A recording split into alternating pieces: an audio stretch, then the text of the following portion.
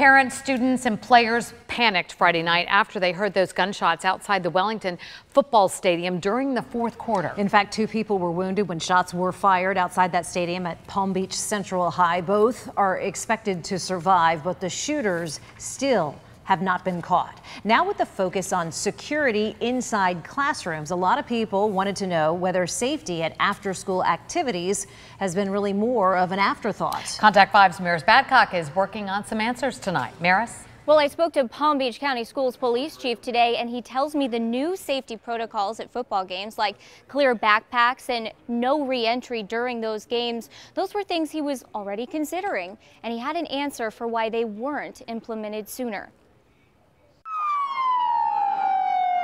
10 to 15 seconds. That's how quickly school police officers responded to multiple reports of shots fired at Palm Beach Central High School Friday night.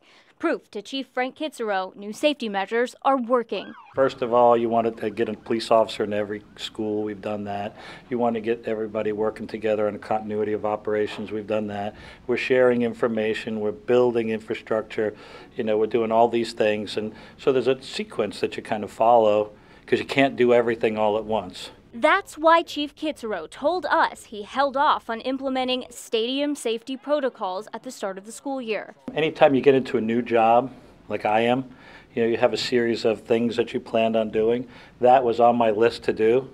And so consequently now, I'm thinking, well, maybe I ought to move it up a notch or two. New initiatives include only clear backpacks allowed, no entry after the third quarter, no re-entry at any point during a game, stadiums cleared promptly after each game, and moving game start times to 6 p.m. Things are much easier in the daylight than it is in the dark, in terms of public safety. And look, they do it in professional sports.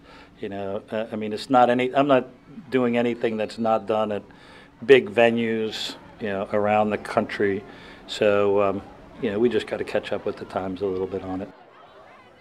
We reached out to all school districts in our coverage area, and we heard back from St. Lucie County, which is implementing similar security procedures immediately. Martin County tells me they have always contracted with their local sheriff's office for extra security at football games. And Okeechobee County told us its schools are also increasing law enforcement presence at football games, and they have an upcoming meeting to discuss any necessary changes. Live in the newsroom, Maris Badcock, WPTV News Channel 5.